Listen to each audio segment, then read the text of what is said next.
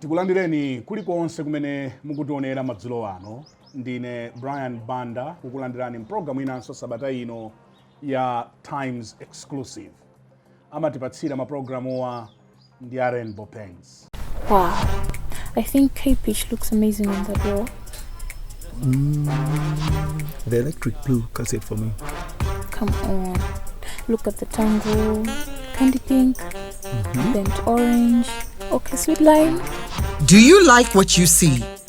You can dream it and live it. Download your Rainbow app today and begin the magic of transforming your home into a fabulous space. Rainbow Paints. Peace of mind. Part of the deal.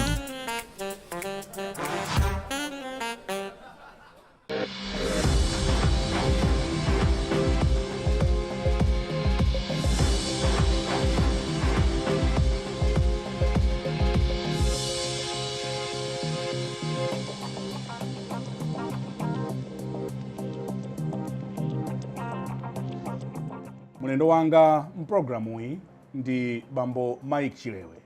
Ambira inu mukwadziwa ndi ajadali ndi Mike's Trading. Ndikulandireni bambo Chilewe kuno kumudzi kwa Nkhonya. Yes. Tiye Chikumbu. Tiye Chikumbu. Senior Chief Chikumbu. Echabwino Kuno kumulanje. Takupezani kumudzi kuno. Ziko mwambi bwana Brian. Chimene takupezerani nchakuti tinamva kuti munasamuka ku Banda yakuja. Yes. Mukhala kuno. Ndene nakhala ndi chidwi kuti ankolo wadi sinkwaona mtauni. Zonadi. Chinachitika nchiyani? Brian. Business ya ku Malawi zimakumana zochitika zambirimbiri. Yeah. Choyambirira mwina ndinene mwayinendeka. Yeah. Kunena kuti business yathu inavuta kwambiri. Okay. Yeah. Business yathu itafika pa peak. Inaoneka kuti zinamba zolowa mmaziwa vuto lathu Malawi. Munafika hapo. Tinafika hapo. Aye, tinafika hapo. Zona. Munalitu ndalama. Ndizona akulwanga tinafika hapo. Koma business ikafika pamene pacha. Mtundu wa Malawi ambiri sakondwera. Let me take you to the scenario where kulimbi kuja kumene kuli mashopa achi Malawi ndi mashopa achi mwenye. Yeah. Musaona kuti anthu okudaja a Malawi amakalowa ambiri. Yeah. Mwaza twacha. Yeah. Olo khale kuti iweyo mtengo wako ndi wabwino. They are still forced. Do you know why? National Anthem. Njala ntenda nsanje. Timamvesedwa kuti anapita ukafinya business yathu kumene inkachokerako. Kuti awawo tithane nawo amene wawo. Munayambana ndani? Bana Brian. Sinso kuti uyambane ni munthu. I'm saying kuti ukamakula. Tia satana tomi situngatoonenso tinato. Koma osatiso tizimpasa matama satana. Anthu achi Malawi. Okay. Amakhala ndi nsanje. Chifukwa cha National Anthem ichi. Nimafuna tapempa paka na kamwayi mwina a parliament iso kana isi international anthem ichi. Kuti achosemu za njala ntenda nsanje. Okay. Mawu amene atachoka dziko lamene ndilotheka kuti lingathe kulemera kwambiri. Akuti ku Israel meti mamvera. Osaso tamva amene akupita Malawi waya. Ku Israel amana kuti to the Jews first. Yeah. And then to the Gentiles later. Yeah. Koma kunoko is to the Gentiles first and to the Jews later. Or even kuti upite pansika ukayangane pamene akugulisa ma Burundians ndi ma Rwandese. Ukapisa kuti anthu achita kuima panzera atagula nyemba za Burundi. Yeah. Pamene nyemba zomwezo Malawi alinazo pomwepo sakutani zimene zonse zikuchitika ife kwambiri. Chifukwa timapanga ma business athu ndi makampani akuluakulu. Okay. Anayamba kumapita umenje kumakapanga kuti no ichaya mpaka kuti kufula. Ndani amene amachita zimenezi? Sinditha kutchula mayina dala. Koma alipo ndani. Alipo. Kuti mena kutionera mwaku. Akuona, akudziwa kuti satitchula sindikutchulani. Chifukwa cha ulemu. Koma zimene zachitika. Timati mwina maketi terekeze ifeyo tinali ngati sister company ya Toyota Malawi. Okay. Timapanga ma truck bodies and the like. Yeah. Ma truck bodies athu amapita ku Ilovo ndi ku Eskom. Okay. Akapita ku Eskom chifukwa kuti inagwira ku ntchito. You'll find that they pinpoint a lot of mistakes. Aichia. Mpaka Toyota Malawi was forced kusiya kupangisa mahino ku Mike Chilewe kumakapanga ku South Africa. It means one, employment ikuonongeka. Yeah. Two, forex ikuonongeka. Yeah. You know what happens? Truck ya ku South Africa abwera, Eskom they are taking it and they are saying this is a truck tampa minosh. Later on, akubwera ku Mike Chilewe kumana kuti anaiwala kuika gesera reverse. Gesera reverse mpaka iwala yo sangaziwe amene amapanga mabodi oti magali moto amapangidwa koko kuti reverse light sangaikire. Koma chifukwa ndi azungu. Ndikuti no problem. So zinthu zimene zozo ndi andale ena analowamo nkufinya kuti mwana amene iyo sakufuna kuti aziyenda nafe chifukwa ineyo bwana mwina mmangonona misonkhano koma ine sinalo andale eyayi koma kumisonkhano munkapita nikapita chimene chimachitika nchoti business kamakula even ku America you have to associate, you have to align your business with the government of the day. The government of the day. The government of the day. Okay. If, as Mike said, we're not getting any direct orders from government. Okay. But the government was placing their orders with Toyota Malawi. And then Toyota Malawi was subletting us I see. to convert a Land Cruiser into an ambulance, a Land Cruiser or pickup into a police utility vehicles. Okay. So it was very easy for them kufinya kumene kujako. So imene ina nthawi ya DPP yapita mtalika. Yapita mtalika. Imene mukapeza business. Imene tikapeza. So atabwera atipeza tikupeza business kumeneko. IUDF takatukupeza business. Okay. APP takatukupeza business. Okay. Abingu takatukupeza business. Yeah. Koma kumapeto oko. Kumapeto kwa nthawi ya DPP. Yes. Ndikumene kumaoneka kuti kumana ndi malota. Amba kufinya kumene kujako. Now, ngati iwaja ali big client. Ngati afinya kumene kujako. What do you expect? Koma kufinya chidachitika nchiyani? Kufinya is either they could come and say, as far as we're concerned, we should pass a business. Yeah, but because he's not towing the lines. I thought in Mulomwe. Ndiye kunena tu kuti Brian, not only Mulomwe, we were 7 Lomwes that created Mulakwa Lomwe, and I was one of them, the pioneers. Okay. So mukamakamba za Mulomwe, ineyonso ndi bona fide Lomwe, ndinabadwa Lomwe, ndizafa Lomwe, siningasintha. Koma chifukwa choti sini mapezi kamagulu. Oh. Sini mapezi kamagulu. Nde uyo magulu ajani andale ajani. Boss. Okay. Kapena mwina simu nkapereka makobidi. Dinene kuti yes, sindingapereka. Ndi pamene panambira mavuto. Mwina pamene panamba mavuto kapena. Chinachitika njani kuti musamapereke ndo. Sindrama zimakhala ntchito nthawi zina. Nthawi zina ndrama zimakhala ntchito. So sikuti ukankhala pa business ndi kuti uzingozigawa amene ungazigawire ya. Okay. Ukweneka uzichita time kuti lero mwina ma profit ndikhoza kupangako apa pang'ono. Lero ndizizowera uko. Koma mbuyo momwe munkapereka? Yes, I was doing that. Ku DPP. Not ku DPP asanje koma ndikapereka. Okay. Kwa aliyense. Okay. Aliyense amene akabwera kuzafunsa kuti simungathanzepo. Even ana college ena ochokera ku Porto kwa kumulanje kokha. In North, in Central, I was giving them. I was sponsoring a lot of activities. We were even the first to sponsor the media trophy, which was social football and whatever. The media trophy. So chinachitika no kweni chifukwa ndikumva kuti akuti mudali ngongole ku bank. Yes. So kufoka kwanu pa business. Kudali kwa andale monga manenera kapena kudali ku bank. Ku bank kuja kuti upereke ndio kuti business ikuyenda bwino. Okay. Ndenga tafoka ku business. How do you pay back the loans?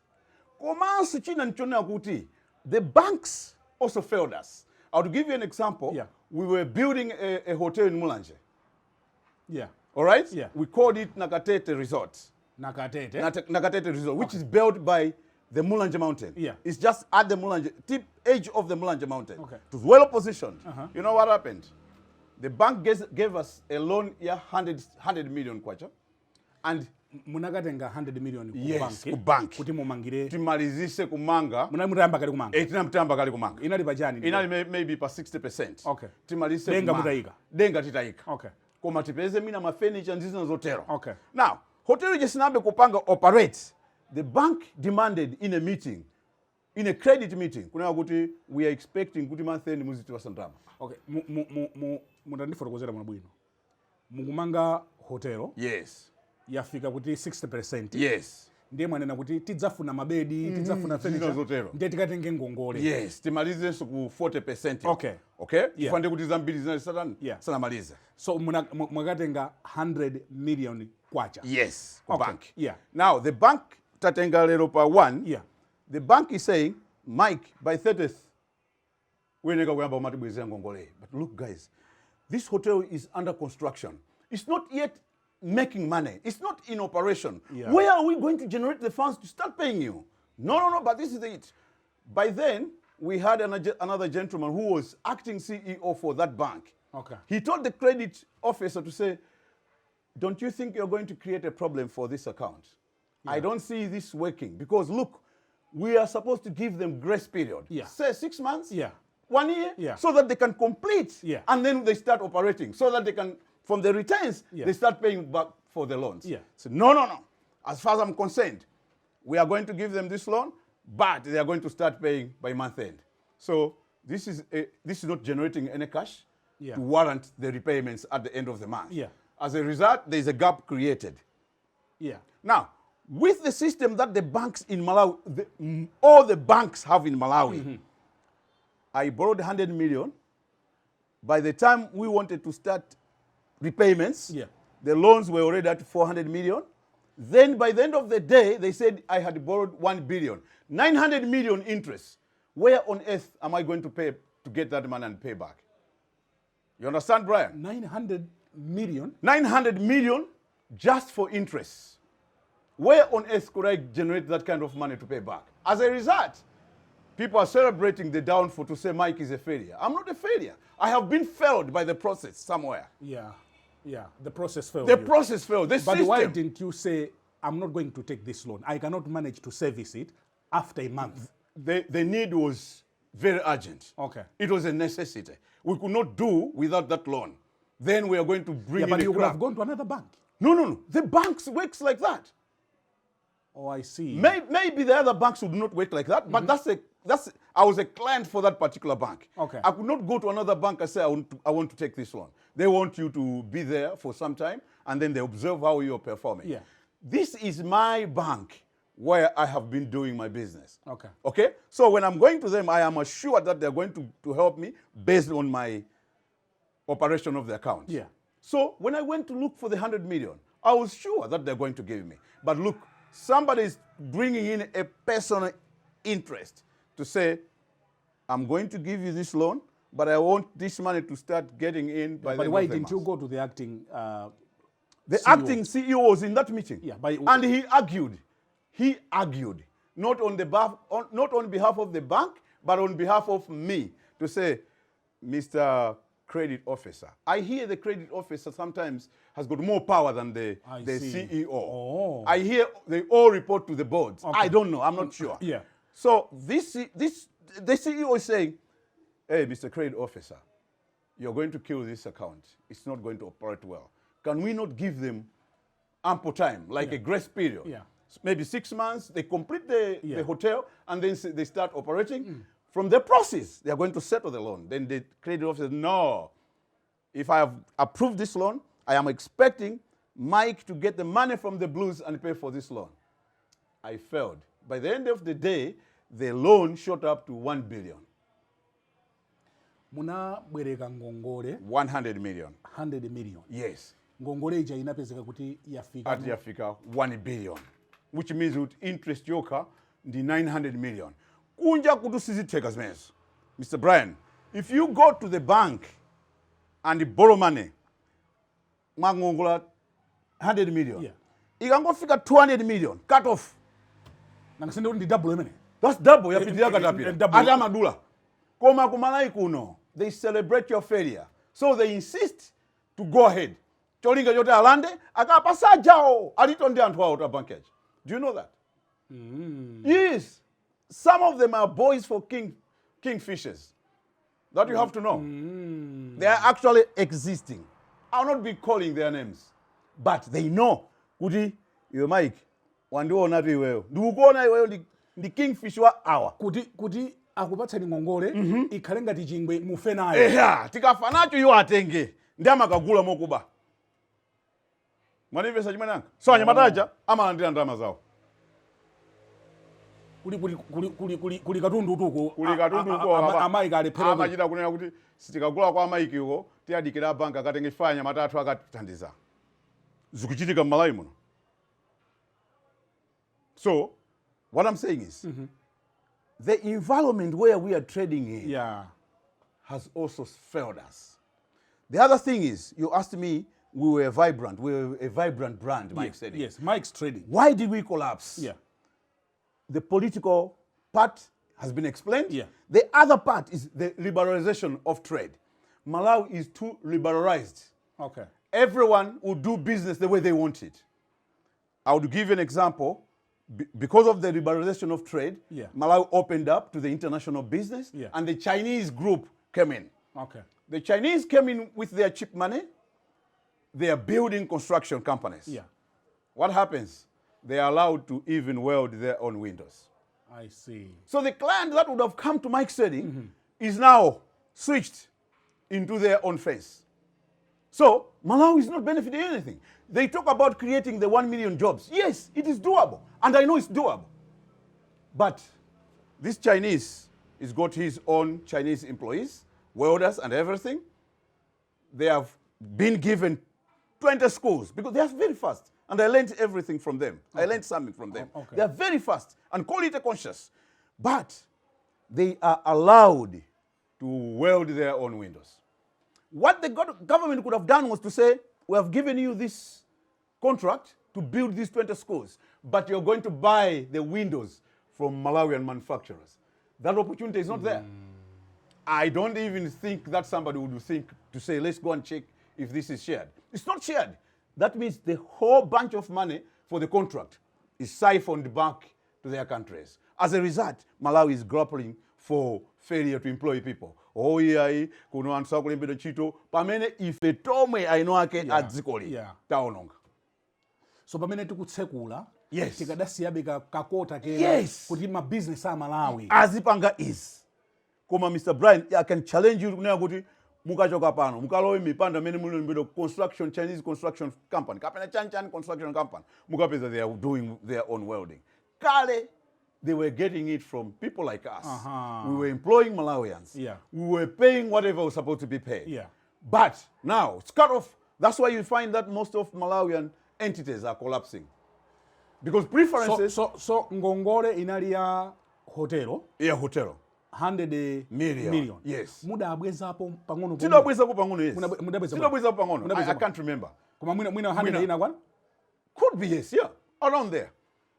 Koma still. Iya, itu mukumbukire tu koma figures. Sindikakumbukire panopa offhand. Munakatenga Mike sinasekedwa Mike sinasekedwa somewhere around the Tenacity operation somewhere around 2016 2018. Yeah. So kuchoka nthawi imene kuzafika lero Brian, munonaso ndikukula. So Mukuona ndevu za imene mmandipeza mu office yo, si mukandipeza ndevu za. It means I'm gone. Yeah. All right, I'm growing. So it is difficult for me to na know. funso langa lakuti did you service that loan? Yes, we did service, part of it. Ndipo sika nakafika 101 billion. Nkumana kuti interest yoka 900 million. Sizona Mr. Brian. Akuti kumakhalanso ma double interest. Oh. Koyambira kwa mwezi interest, komalizanso interest. Zonse zikuchitika and the Reserve Bank akuziwa. And iboma likudziwa. But they are just watching. Double interest. Ngongole yomweyo? Yes. Kumayambira kwa mwezi akuti kumakha interest. Kumapetonso kwa mwezi kucha kumakhaso interest on the same account. Brian, even if you were a money spinner, it's very difficult for you to service that kind of a loan. As a result, I failed. So it's not me as a failure, but I've been failed in the process. That's why you have found me here at home. So, atatenga hotel imene mmamanga. Yes. Sizinakwanire? Akuti sizinakwanire. Yeah. Ndiye anabweranso nkunena kuti ndanakale kunena kuti amati ma property akumudzi, ma area ena amachula kuti ovuta kugulisa. Okay.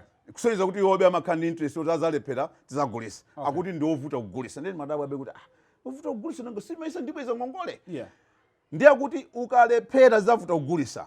Ndiye anakayisiya anakabweranso kuzatenga kuti titenge security ya Mike Chilewe as a group. Ngongole yomweyo. Andikava kale yapa malopo, ma building achita certify kuti ma building akhoza kuzipanga cover okha. Komanso anyamuka. Ndukana kuti tikufunaso Mike Chilewe nkhale pamene papo kuti in case this one doesn't sell, tizatenge Mike Chilewe. Now this one is sold. But they still came to me to say tafotokozani pamenepo. Mulichina chinga ndiyani? Ndikuti akuti ma properties akumudzi amavuta kugulisa. Therefore the banks would want another security in town. Which is easier to sell. Why it is easier to sell, I don't know. Okay. Because it is supposed to be serviced and paid back. Okay. Okay? But why the bank would say it is easier to sell? It means they already intended to sell your property. I see. Okay? Yeah. Now, they have managed to sell the property in Mulanje, which was the hotel. Yeah. they still come to me on the neck to say, we want this as an additional security. Why do you want an additional security when you have sold your security? Because that time you said it's difficult to sell, but you have sold it. So why do you want again to sell my property? Say, no, there is a difference. We told you that the loan you took was 100 million, but these are the interests that you have accumulated. I have all the documentary evidence to the same effect. That's what happened to me, Brian. So I told you. So 100 million was enough to cover? Yes. The hotel was enough to cover the cover, 100 yes. million. Because the hotel on its But own. what you were fighting for, Yes. anali my interest. Yes. You figure 900 billion. You figure 1 billion. You figure 1 billion. Interest you 900 million. On top of the 100 million. Okay, which so was not 1 collected. billion. So which is 1 billion. Which Hotelo- is in writing. Koma hotelo, ndarama zimene zogulitsira hotelo yanu zikadakwanira kuchita cover Kwambiri. ngongolero. Pamene tinalipo, Mr. Brian. Yes. Tinalipo nakuti inali 400 chakuti million. And ineyo mene nimabwesa napita kapeza ena kuti atithandize to bail out. Yeah. We invited a risk manager, credit risk manager from that bank. Yeah. They came to discuss to say, we want you to assure us that Mike has this is owing you this much, Yeah. which was 405 then. Yeah. So what we are going to do is, if you are ready, we are going to pass on. We should transfer the hotel to us, then the security to us. Then we're going to pay you off, so that Mike owes us now. Yeah. Kuti muthane ku banki ko. I took the letter in person to the CEO in the presence of all his management and the credit committee. The CEO was very proud. He threw his wallet. It was full of credit cards. I still remember. He threw it on the table. He said, he read it. He said, Mike, this has been written by your friends. What? It is your manager went into a meeting and they have agreed and this is what they have arranged. And you're saying it's coming from my friend? What do you mean? If you're not going to, what he said is, there wasn't a date when they were going to settle. Okay. So he said, but now it's upon you two banks to talk to each other. Yeah. That language I wouldn't know. Yeah. But I've given you an assurance that there is a bank that is willing to pay you off. Yeah. Then you should transfer the securities to them.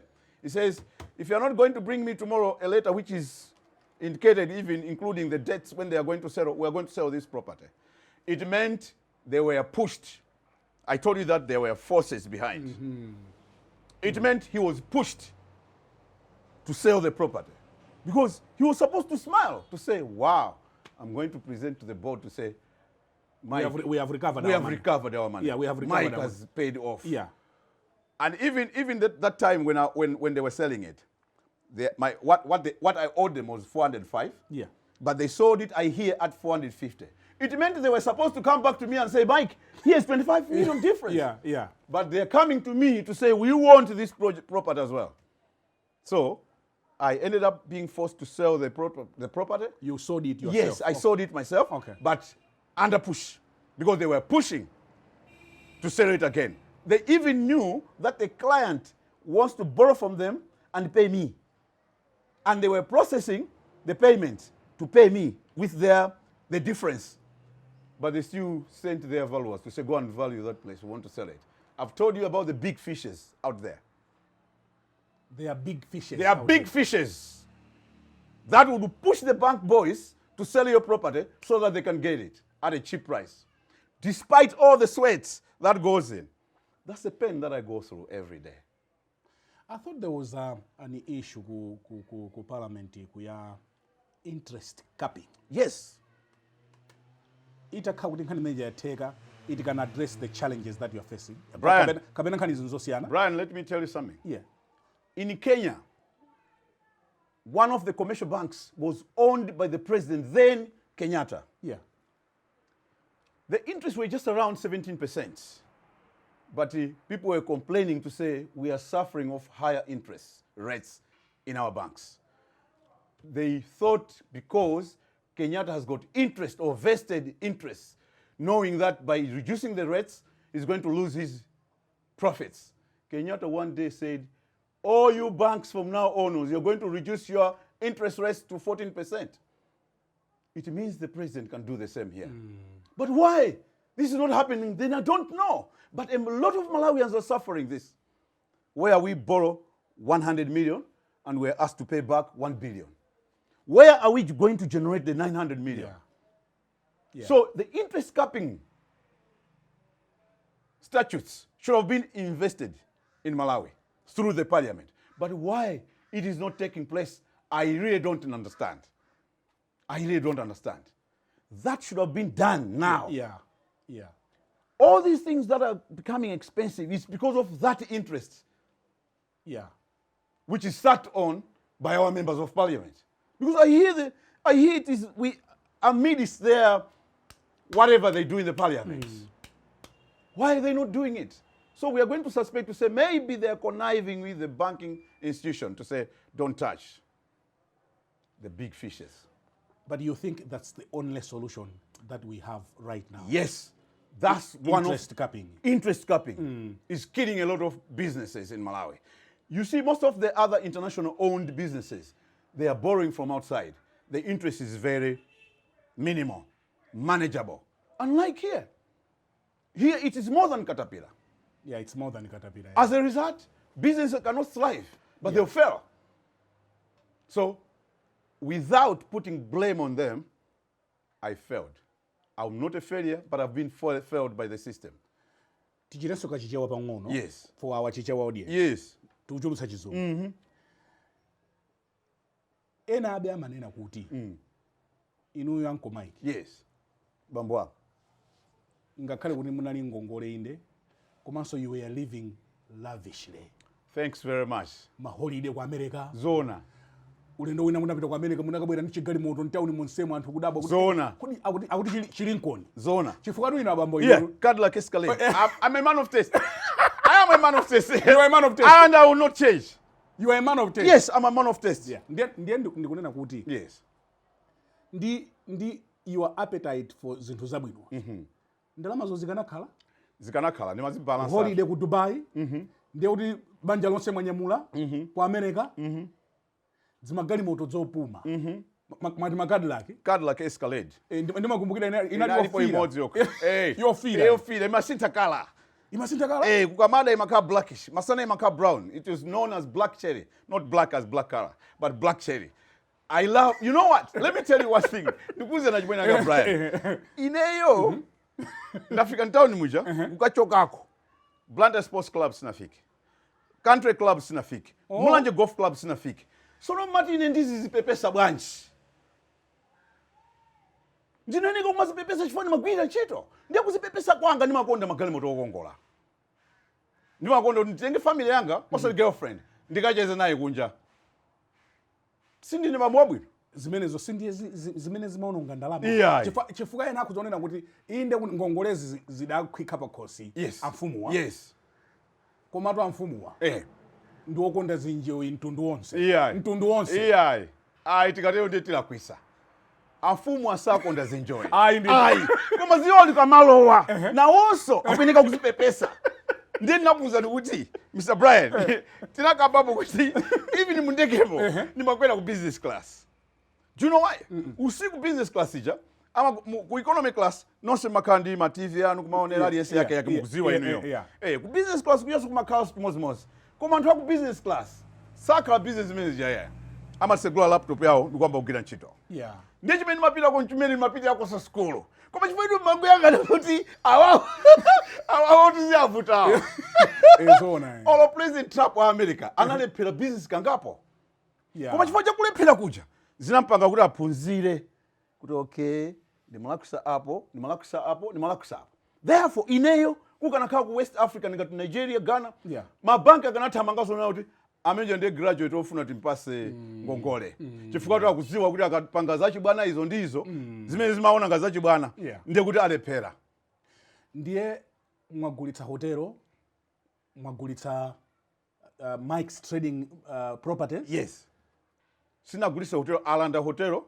Okay, agulisa. Chabwino, the word is coming from you, kulanda ako. I may not use it. Agula hotelo, agulisa. Yeah, ulitu kubanki kuli word yoti repossession. Sikuda kupita nanu mkoti for it mayuza uta alanda ya. Okay. What repossession means a bank alanda for it ngongole suna tani. Chabwino. Suna basi. Yeah. Alanda hotelo. Okay.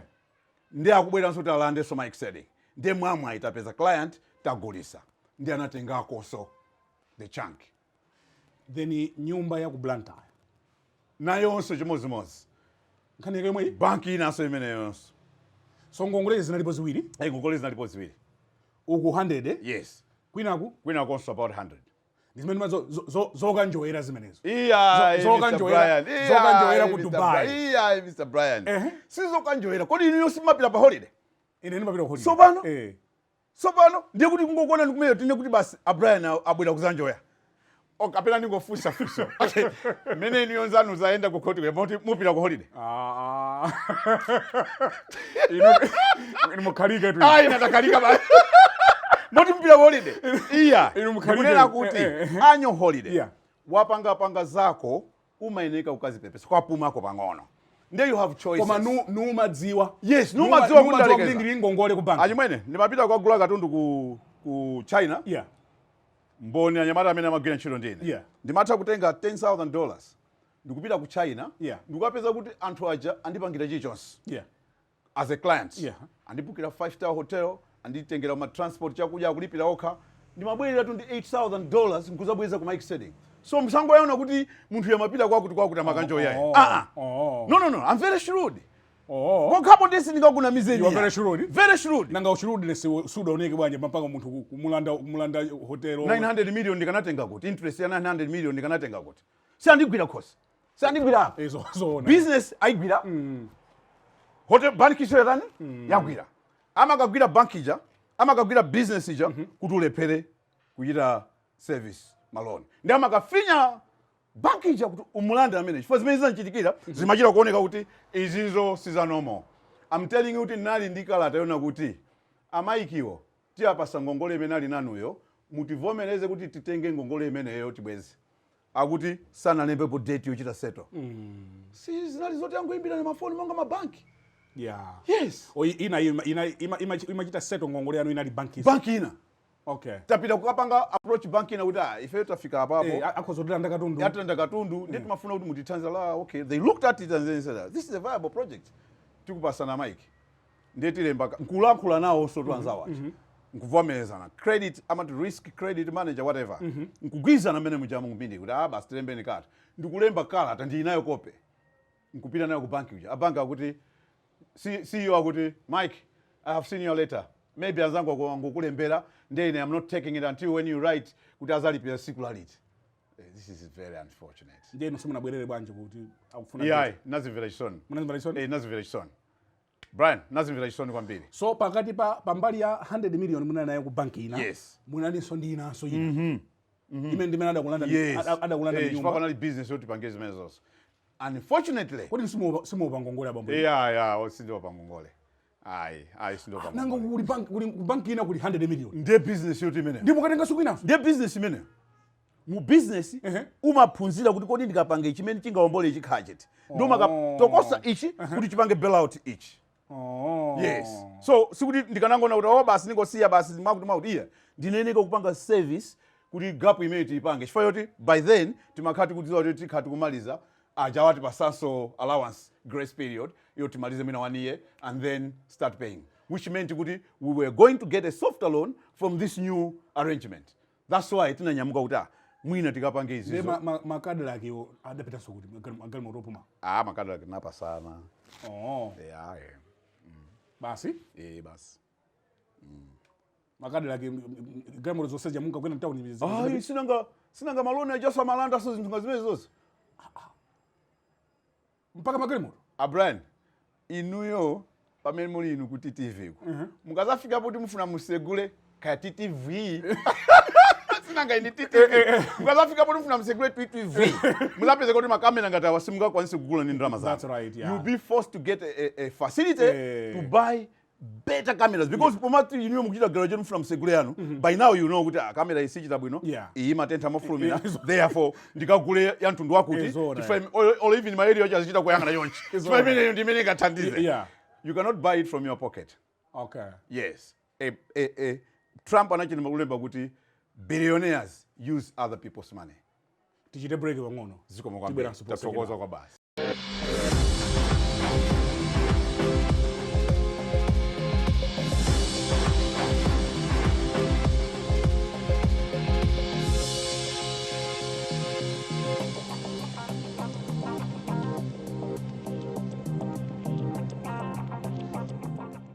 Wow. I think K-Pitch looks amazing on the door. The electric blue cassette for me. Come on. Look at the tango. Candy pink. Burnt orange. Okay, sweet lime. Do you like what you see? You can dream it and live it. Download your Rainbow app today and begin the magic of transforming your home into a fabulous space. Rainbow Paints. Peace of mind. Part of the deal.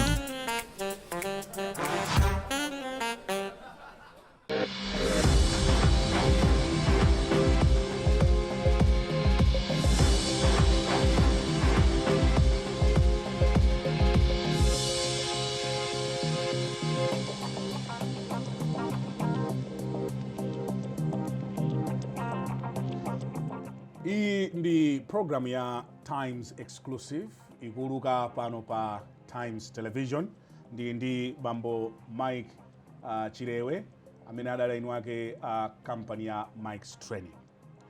Kodi mwati company manager imapanga jani Mike's Training?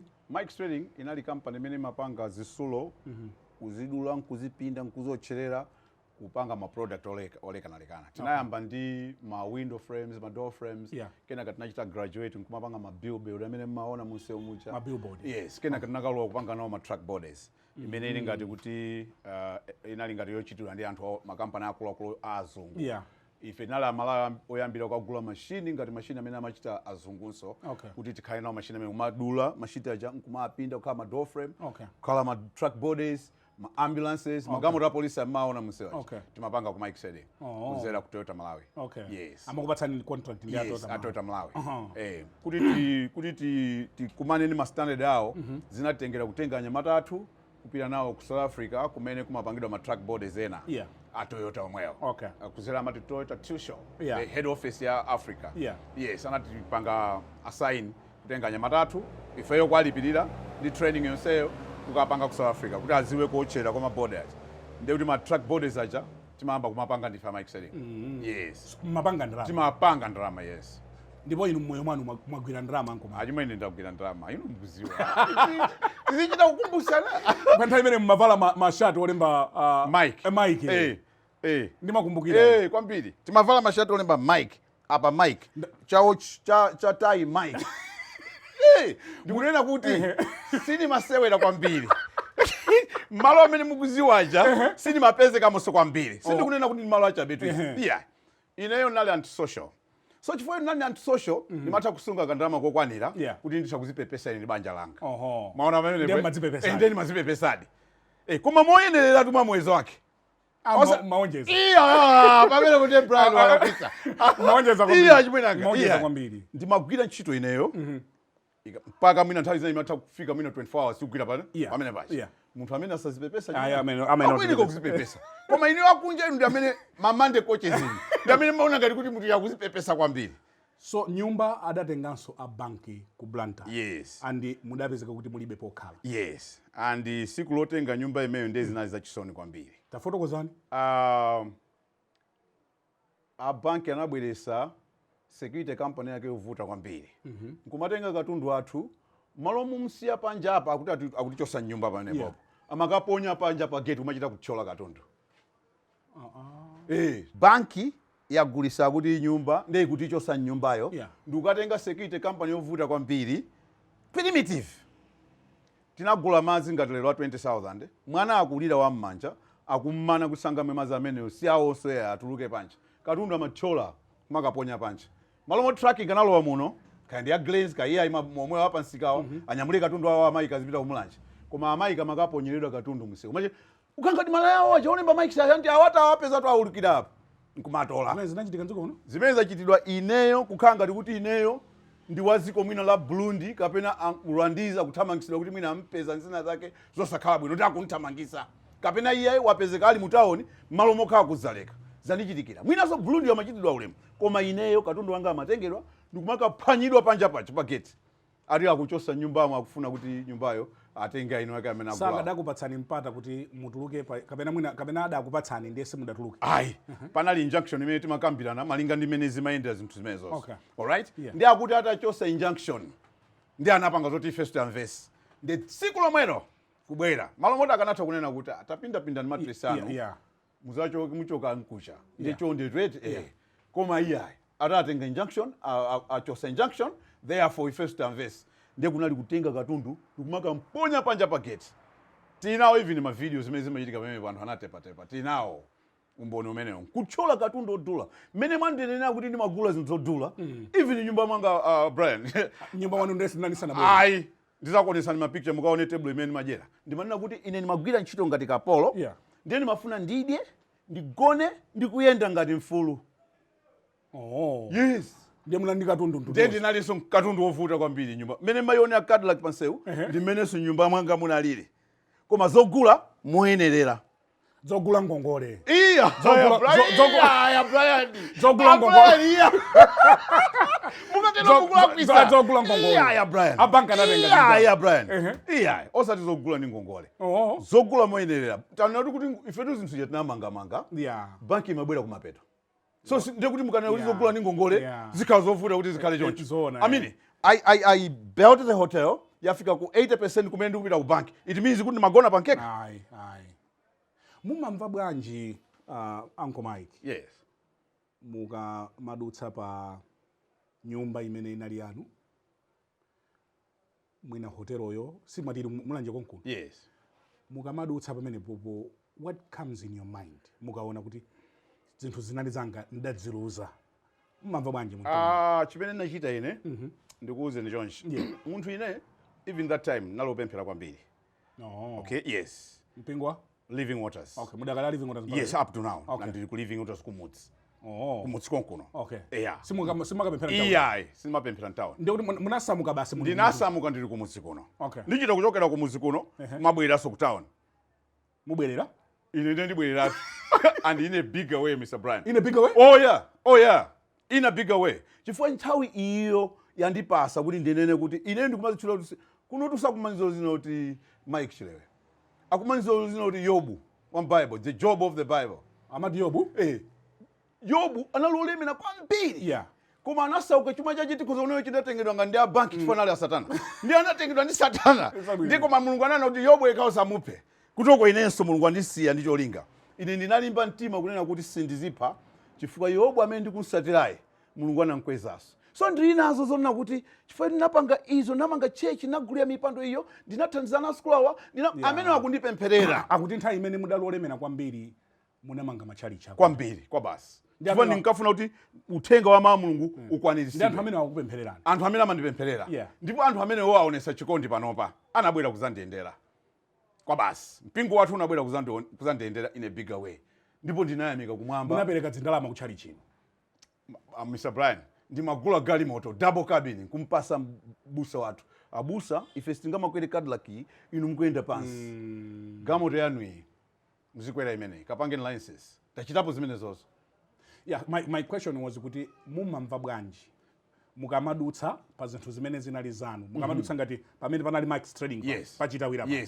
kapena pamene panali hotel kamene kumene kunali nyumba yanu nkumaona kuti zinthu zidali zanga I just wanted to hear from you chimene ndikutanthauza ndifunanso ndiyapange encourage Malawi ineyo ndinachilandira kunena kuti zinthu zizachitika but this is not the end of the world chifukwa cha Yobu nanchula uja Yobu uja kuti atakhala chonchija anazalemeranso chifukwa cha chiyembekezo chimene chocho ineyo Mike Chilewe Yobu walero inu Brian munangokula namva kuti mmalalikira nthawi inake mmamulalikira Yobu anatani koma simunamone kuti kumene mwabwera inu kumulanji kuno mwachita mwayi mwazamona Yobu wa moyo having gone through this patch yovutika akuti Yobu ananyamukanso ndiye imene ndikuyembekeza kuti Mr. Brian mugaza kuti munyamuka oh yes and you're not going to stop me Brian this time around if you stop me ndikumenyani chifukwa ndili serious ine zondikhudza bwanji ine zondimenyeza zikhudza bwanji ndizikuona kuti mufuna mundiyimise inuyo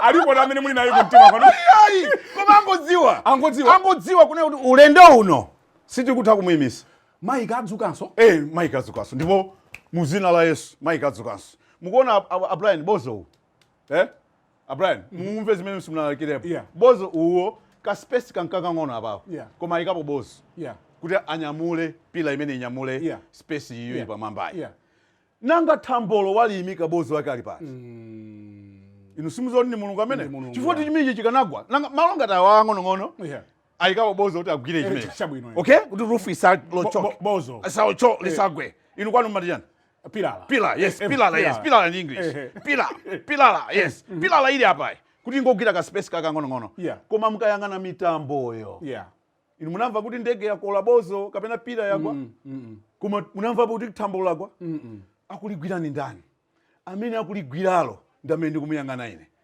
ndipo ine ndikukulangiza lero amalawi chonde twete mundiona ndikudzuka kwanu kungokhala pemphero akudzutseni ndi mulungu pondipasa Brian anandipasa Solomonic wisdom yes and great health sindidwala okay and I'm proud of that ndiye kunoko mumatani kumulanje kunoko ndinankhala ngati ndili pa drawing board mukiona room yedi apo imeneyo tikanakonda mukanaona nakamba create ka office kuti ndizita kulemba tina tongoganizira kuti 5+5 akhoza kukhala 12 inu 5+5 mati 10 koma 5+5 akhoza kukhala 12 kapena akhoza kukhala 17 chifukwa ndikhoza kusunga 15 padera nde inu mukamapanga makani ndikutulisani ku 15 yokuti nakhoza kukhala 17 ndiye 15 ndiyo kukuthandizani kwake munthu atafuna kuthandizani yes what do you need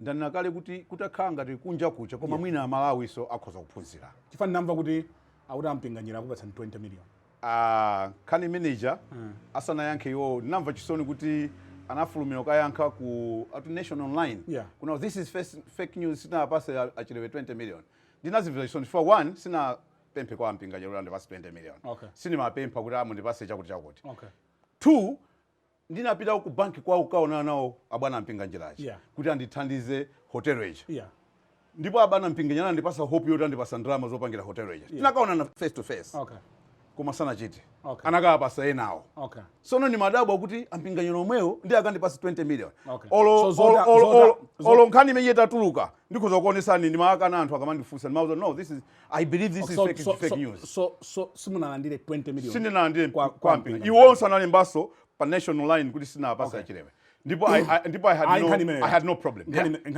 ndilibe nayo sovuto kukuthandizani munthu hata ena akutionera pano kutheka kuti mdziko muno anthu ali ndalama kwambiri inu munakhala ndalama kwambiri ndipo ndinathandiza panthu chabwino how much do you need to start again that's a good question to start again yes if it was a bank coming to me to say Mike what can we do to you to start again I would say maybe you can borrow me 50 million so with 50 million I can start afresh and be a big guy within a short period of span. With 50 million? Yes, there are so many opportunities zimene zilipo Malawi muno zimene situkuchita. Boma labwesa nkhani yoti mega farms? Mega farm jetu sikuti utenge kuti farm yekuli chanchani. Ingofunika kuti mina zochitika zake. Let's say ngati kuti iwe munda wako ungobwera ndi ka greenhouse kachi. Ka greenhouse kama funika investment ndito. Irrigation ya osati ungonena koma ifunika be investment machine ndito mapampu. Solar pumps ifunika investment ndito. So zinthu kazimene zokuti wakhandi ngati 50 million you can do a better business. Tomato utakuzala. Mike kumpatsa 50 million adzuka. Sapitanso ku Dubai sapitanso ku Dubai. Mwina munthawi yake sindikana koma mwina munthu chifukwa utangondiona ndikagula equipment ya mega farm watu wabweranso kuno mamuna sakaphunzira tu chifukwa ina kuti yango Mike kukonda kujaidya kujaidya ndi kukonda ndege amanena zona ineyo Mr. Brian ndinazimvera chisoni tafika kunoko siku lina mbali naona ngati what you call this boa mushrooms I said is this mushroom out here I saw pieces what soya pieces uganza kuti amaiko afika size imene so kujako ndi mafuna ndi kuja zabwino mota I had a chef amene amaphika zokuja zaidi chifukwa ndimafuna zinthu zanga zabwino ndana kuti tu anzathu enaje amakachezera pa makona paja makona muja sichula moya tikupereka ulemu sono ngati Mike samapezi kamene muja iwo achasota nayeneka kumawo chaso zomwe zako chanzawo aja koma kunyumba kwawo so mnali ndi chef chani kumaja bwino basi auta amayi adatawa mundikhululukire amayi amenewo ndinabereka nawo ana ndi mayi ananga ndi nthawi zambiri ndimakonda chita reserve comment on that issue chifukwa kuti ngati mungandilole Mr. Brian that one mundilole ndi apasole muli limodzi simwana kuti anathawa ine ndesi ndikuiza wedi kuti anathawa koma ndi kuti tinalekana munalekana mwabwinobwino so you divorced yes we divorced yes mapepa tinawo divorce inachitika mutabwera kumulanje kuno so pano Mr. Brian nanati kuti nkhani imeneyoyo sindikuona ngati yoti tiyikambe inu mwabwera kuzafunsa kuti kodi Mike mumamva bwanji kuti inu mwavutika but you can confirm kuti padachitika divorce. I can confirm kuti panachitika divorce process yabwino idachitika liti divorce maybe around 2018 2019 around there kulagwa kunena kuti your divorce was probably a result ya zimene zinakuchitikira ndakamba kale kuti imene sindiyankha chifukwa choti ndikupereka ulemu and ndikuyeneka kupereka ndi mayi anangawo akula akuasamalansa umapita ku skulu zabwino ndiye kuti ndiyambe sikulankhula zimenezozo ambuye mundikhululukire sindichita chilungamo kuti ndikusangalaseni I respect that so koma ife kwathu nkufunsa ndiye funso limene lolo mukuziwa Mr. Brian ena akalitengera mwina ndiye chifukwa ndikunena kuti no tisapase ulemu and I respect kutoko nkhani ndayimira kumwepa kutoko munthu akabadwa amazayembekeza kufa ukakhanso pabanja umazatha kupitira nawo mpaka uzafera limodzi kapenanso kutha masoka fandi tsoka siyeneka kutha kwa banja nditsoka ndithu siyeneka kutha nde mwina mwake popereka ulemu ku institution imene and I respect that. I respect that. I respect that. Ndipo so I will not comment much on this. So banja lidata 2018. Ndanati kuti sayankhe zimenezozo Mr. Brian. Kungofunsa. Tumalizitsa. Sitimaliza zimene zifanisa chabe. Sitimaliza? Zimenezozo mkulu wa kuchipinda. Koma you can confirm kuti manena kali tukali ya remote. Munachita divorce. Okay, 2018. Yes. Okay, but that's fine. Sikumkwambia. Mwapeza Mr. Brian. Mundithamangisa kwambiri. Inafuna ndikhalemo mimi. Inu tamoma nthoba limeta kupase kunoti timama thoba sitimwa kwa. Ndaona thoba tentimwe. So mukwatira simukwatira? Ndi in process yo ndikwatira. Sinanga ndini bambo. Izona. Ndakali you know Mr. Brian. Makolo athu atagula malo ano. Ku toilet kwathu anaika matawas. So kunsana sungakazikande nditero. You need somebody to scratch your back. Say that again. Can you say that again? Somebody to scratch your back. You need to come and somebody should give you a spark here. So yes, for me to think. I need a spouse to support me. Wapezeka kale kapena anthu achitwa. Alim process. Wapezeka kale? Alim process yopezeka. Komatu nandu kundiri full tu. Ndiye mkamandifusa munitimbisa maluvu. Ndidabwa kwambiri. Mwapeza kale kapena muli process yopeza. Ndiri process yopeza. Okay. Musaka. Ndikuona ngani ndikumaona masonga kumayima pena pake soka. Kuna kuti apa sindikupitira. Mundu wankulu apeza mtendere. Nani ndipeza mtendere? Olo yo bwana libekani. Ezona. Kumana kwatira pesa kumapeso. Atana beleka sana bi. Ezona. So the process imene yona kuti ndipeze all samala. Alipo ena amene they have gone through what you have gone through. Yes. Koma mwina chifukwa cha kuwawidwa mtima anadzipha. Yes. Ena bas they resigned to fate. Kuti basi ineyo ndathera pompano. Chikukulimbitsani mtima because you are still optimistic about tomorrow. Yes. Simukudankhawa. Ndakamba kale kuti chifukwa chopemphera Mulungu amatilimbikisa kuti kutha kwa chuma simathera amoyo. Chifukwa chimenecho inetu ni munthu olalikira. Ndiye ndimachita zimene ndimalalikiraso. Ndakhala ndikumulalikira kwa Yobu kwambiri Yobu chifukwa choti ineyo ndadusa mwa Yobu. Nalolemera kwambiri chuma chinatha ndakhala pansi chilichonse ndilibe. Panopa ndikuchita kuthandizidwa. So what I'm saying is kuti Yobu zinachitikapo zimenezo koma anachita mwa Mulungu anambwezeresanso. Ndifa mawu aja ndikumwina mukumadaba kuti kodi chikumulimbisa mtima nchani. Yobu anga uja atadusa menemo anambwezeresanso. So inenso lero ndikusimikiza kunena kuti ndibwereranso chifukwa cha Yobu ameneyo. Koma anandigera Mulungu nzeru za Solomon zoti ndikhoza kupanga maplani ndikupangidwa accept. Kutoko ndizakuitana ninso Mr. Brian chaka chisanathe kunena kuti maplani ndinkachita Yobu aja zimene zanchitika yobuja ndizi wadzukanso mwina nthawi imene yosizana kuti mwina interview imene teni tikapangire ku Mauritius inu muzakana kumpoona kuti afuna kaononge kawiri Tikapangira interview ku Mauritius. tizapangira interview ku Mauritius mawevu sakubwera kupati kunda kuthawa Ndane nakale kuti inu abambo inokonda unjoya kwambiri. iya Zimene kutenda. mawo tikonda njoya denga ndimatenga tina ine sindili gulu limene lijaya ndimatenga anga amodzi family kupita nawo ku holiday. So kunjoya kumene kusindikhulo ndikolesedwa chifukwa anthu timagwadira nawo kumapemphera limodzi koma zikaenda tikufuna tipite to. mawo tituluke tipite to kuzikonda ife sitizikonda ya Nthawi ya tichepera ndimafuna muyang'ane kamera iyo. Amalawi atayiwala zonse madzulo ano. Agwire chiti. Choyambira ndichona kuti ndipemphe inu aku parliament mwayamba kandi dzulo kandi lero kaya kukambirana nkhani za budget ya Malawi muno. Zimene mukambirana nazo sizingatheke ngati mukuwasiya mabanki awawo kuti azibera Amalawi imene akuchitiramo. Mukuyeneka kulowererapo nkunena kuti enough is enough. Chifukwa ngakhale muli ku parliament ko siku lina muzatuluka kumene koko. Muzachita liyataya. Ndi mapeto ake ni muja mmati mukangotuluka ku parliament after 30 years mukuenda mutavala maslippers chifukwa kuti mwalephera kupita ku banki kuja mukuopa interest. Imene mukanatha kuipanga inuyo muli mu parliament imene momo. Komano chifukwa choti ine ndadusa munyengo iyo Malawians you should expect that I'm coming back. I'm at a drawing board. Mike is coming back. Mike is bouncing back. Ndikujambula.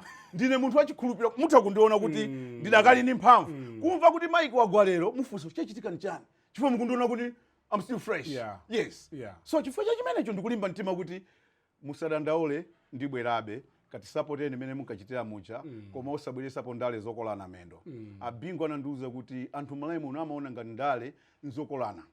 Amaganiza kuti ndale ndiye kutenga chingwe kunkola zako pa phiri pacha atankapita tu kauza tu bwana Mike akwera gamu toposa yanu Zona? Yes nanga tikapanga chonchi ndi amauza kuti bwanji osakagula weka Abingo analibe maselo amene amangomuuza munthu etakhala pa timbe phone ukuti umati chani iwe aya bwana ndiye mpaka mchita kundita nayo ali pomwepo samafuna mtima wa nsanje tiye ntikhale opanda nsanje kuti dziko la Malawi tilitulukule. Muli mapolisi ambirimbiri amene tingati kuwapanga bwino ngati ife a Malawi eni a dziko lino palibe dziko limene linatukulidwa ndi anthu obwera. Amalawi tiye titukule dziko lathu ineyo ndikubwera. Watch me and watch my space.